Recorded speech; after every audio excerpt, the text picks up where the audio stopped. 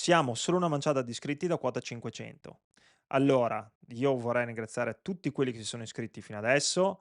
Il canale ha iniziato a postare video solo un mese fa, quindi per me è un risultato già grandissimo.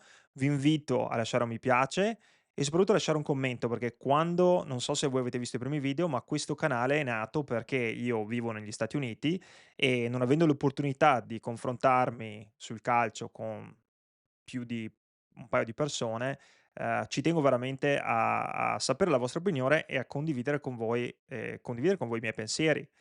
Allora, mentre noi adesso partiamo, perché mentre noi siamo qua a chiacchierare su mi piace, like e commenti, nel frattempo la Juventus si è riunita alla Continassa dopo il giorno di riposo.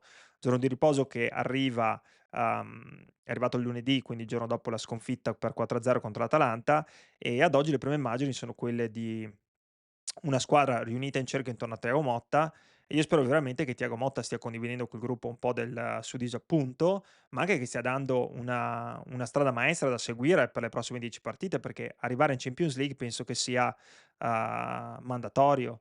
Ci sono alcune note positive, c'è stato il pareggio 1-1 di ieri, della Lazio contro l'Udinese, e poi anche dal punto di vista del calendario, io mi guardavo un po' di calendari, la Lazio ha un calendario dove comunque mi sembra che incontri 5 big o comunque big, delle prime 10.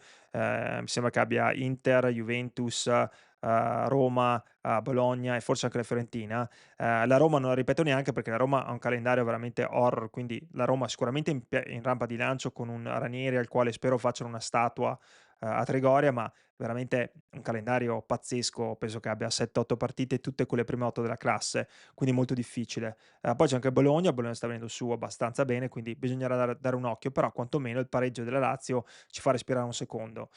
Io vorrei condividere con voi il mio pensiero per quanto riguarda una serie di cose che si stanno dicendo. Adesso chiaramente la Juventus, perde, 4-0 così malamente in casa, e inizia il toto allenatore per l'anno prossimo. Però ci sono delle riflessioni da fare. Allora io inizio un attimo, faccio un passo indietro. Il passo indietro è quello di fine anno, quando la Juventus va a esonerare Allegri e prende Thiago Motta. Io non sono allegrano o mottiano o gasperiniano. Io tifo Juventus, l'unica cosa che mi interessa è la Juventus. Però c'è da dire che Allegri è uno degli allenatori più importanti nella storia della Juventus, più vincenti della storia della Juventus. Allegri è stato in grado comunque di, navigare un periodo difficilissimo in cui gli è stato, tolto praticamente è saltata la società, è rimasto lui da solo, però Allegri aveva l'esperienza e anche le spalle larghe, per poter navigare quel periodo. Chiaramente l'anno scorso a me non ha soddisfatto, secondo me la Juventus, anche perché il problema nasce nel 2022-23 della penalizzazione, poi la Juventus è fuori dalle coppe l'anno scorso, però comunque l'anno scorso penalizzazioni non ce n'erano. Sì, la squadra non era un granché, adesso non mi dite che la Juventus ha speso tutti questi soldi quest'anno, per me quelli sono un po' chiacchiere da bar, mi interessano fino a poco perché la Juventus i soldi li ha spesi, per carità, forse anche mal spesi, però comunque, l'anno scorso c'era una squadra anche molto più di esperienza e alla fine di differenza ne ha fatta poco. C'è da dire che alla fine Allegri ha messo dentro anche lui un sacco di giovani, quindi a me anche questa narrazione invece di quest'anno su una squadra giovanissima, tutti giovani, ragazzi però, voglio dire, non è che Di Gregorio abbia, per carità inesperto, ma non è che Di Gregorio abbia 20 anni, non ce li ha lui, Koopmeiners non ha 20 anni, Nico Gonzalez non ha 20 anni, Dusan Vlahovic non ha 20 anni.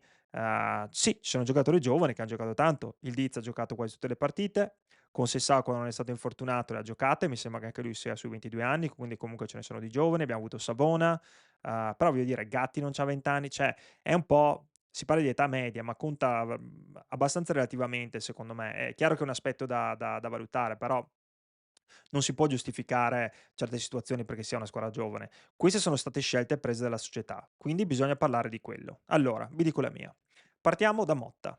Motta, a mio parere, la scelta di prendere Motta era giusta, bisognava cambiare. A mio parere Allegri in quel momento lì, per una serie di motivazioni, sarebbe stato anche impossibile, non importa se io lo volessi tenere o mandarlo via, non conta nulla. Era chiaro che Allegri è arrivato alla fine del ciclo. C'era arrivato, bisognava cambiare. Quindi hanno fatto bene a cambiare. Motta era in rampa di lancio, ragazzi lo voleva mezza Europa, quindi non possiamo neanche qua adesso stare a nasconderci, lo voleva mezza Europa. Alla fine l'ha preso la Juve ed eravamo la maggior parte contenti quantomeno del cambiamento, però la società fa un errore madornale secondo me. La società lascia Thiago Motta, allenatore inesperto, che potrebbe ancora giocare. Ibra alla sua età giocava ancora, in realtà quindi giovanissimo, quasi coetaneo, cioè coetaneo lo dico per ridere, ma voglio dire, ha veramente pochi anni di età superiore a quelli che allena, e lo lascia lì da solo, non gli mette nessuno, perché alla fine abbiamo il nostro lo chiamo il governo tecnico, mi ricordo il governo italiano,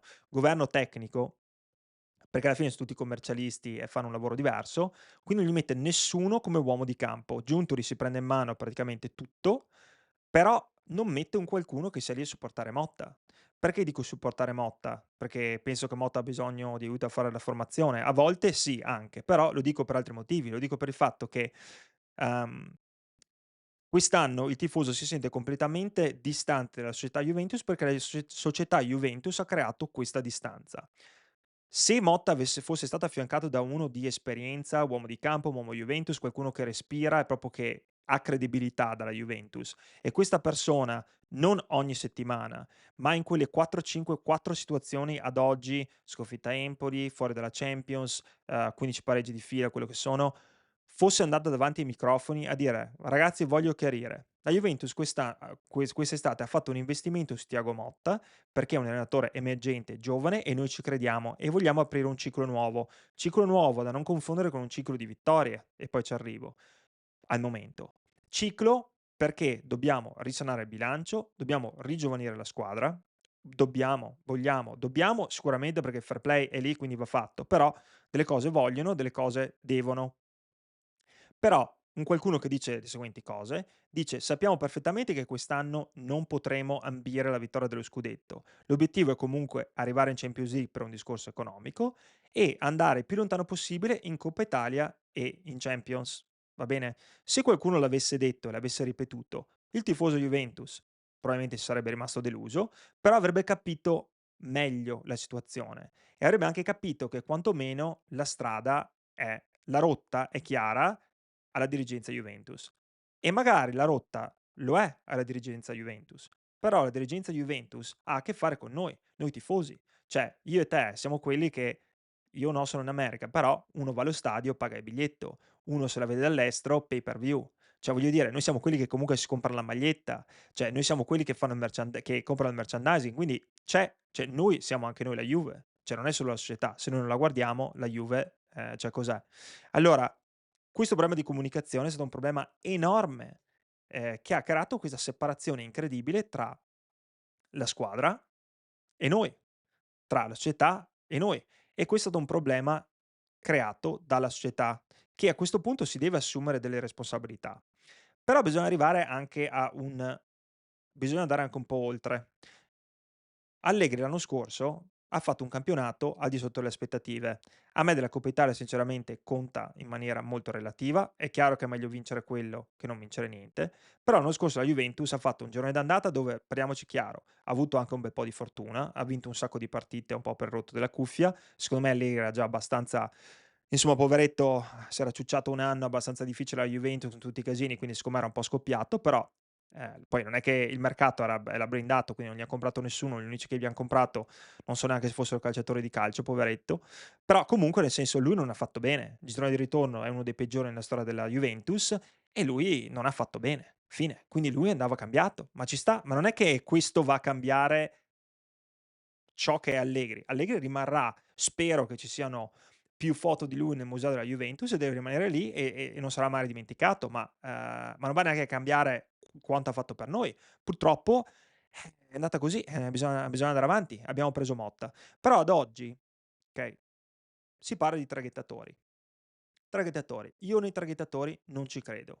Traghettatore può dare una scossa, io vengo da Verona, traghettatori li conosco bene, quando una squadra sta retrocedendo. Tu prendi qualcuno, dà quella scossa, questo arriva e un po' così. Se no le scosse possono essere anche corte, almeno è durato 2 partite. Per fortuna che gli è arrivato il giorno della 2 giorni prima della Supercoppa, così gli ha fatto vincere un titolo, altrimenti il Milan non vinceva neanche quello. Però ha visto cosa ha fatto dopo, ha fatto peggio di Fonseca, quindi conta veramente poco. Uhm, quindi traghettatore non ci credo. Poi questi nomi, Tudor, eccetera, ma questi cosa hanno fatto? Cioè nel senso, Tudor sì, ha allenato bene al Verona, ma dopo sì, Marsiglia, ma cioè alla Lazio 4 mesi e poi l'ha mandato a casa anche lui, quindi non so molto bene cosa possa fare.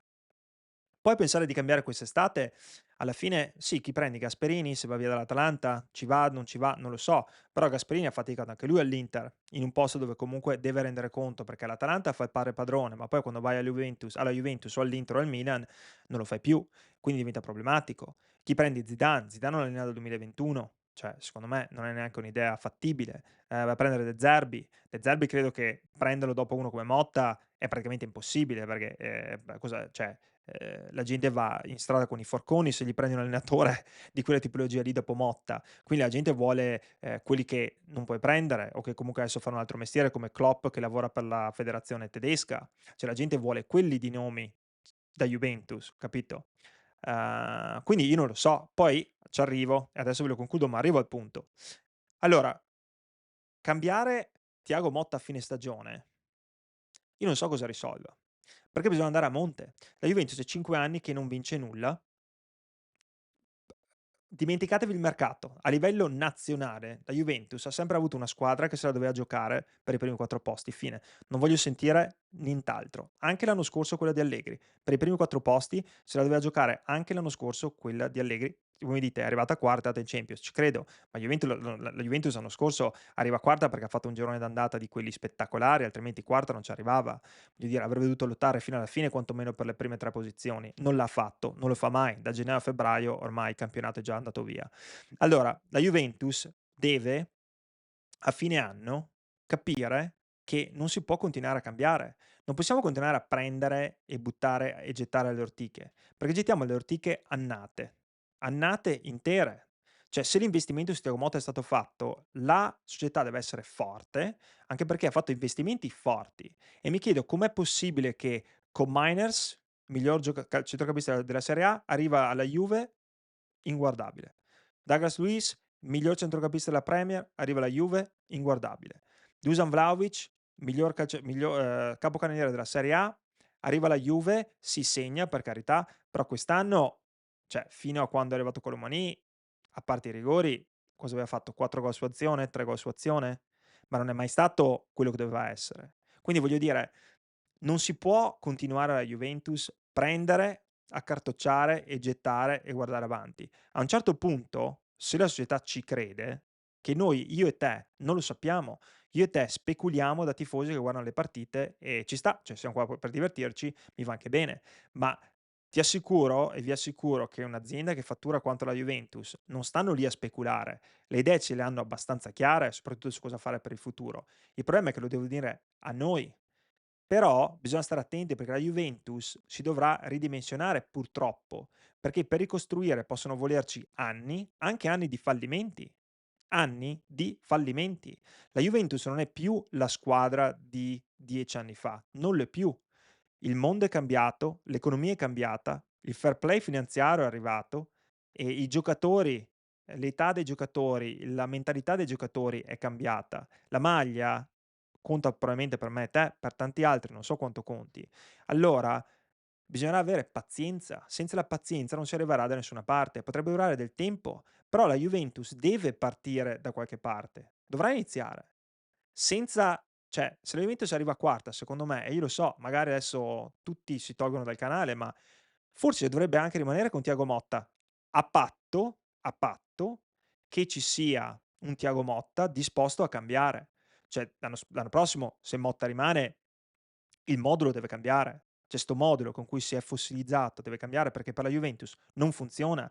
Il suo continuare a cambiare formazione ogni partita, non siamo al Bologna, questo deve cambiare. Allora se qualcuno si prende le redini della squadra come aiuto a Thiago Motta e spiega a Thiago Motta queste cose, secondo me c'è una possibilità, se la squadra è con lui. Beh, se la squadra non è più con lui neanche adesso, bisognava cambiare 4 mesi fa. Adesso è troppo tardi. Ciao, a presto. Iscrivetevi.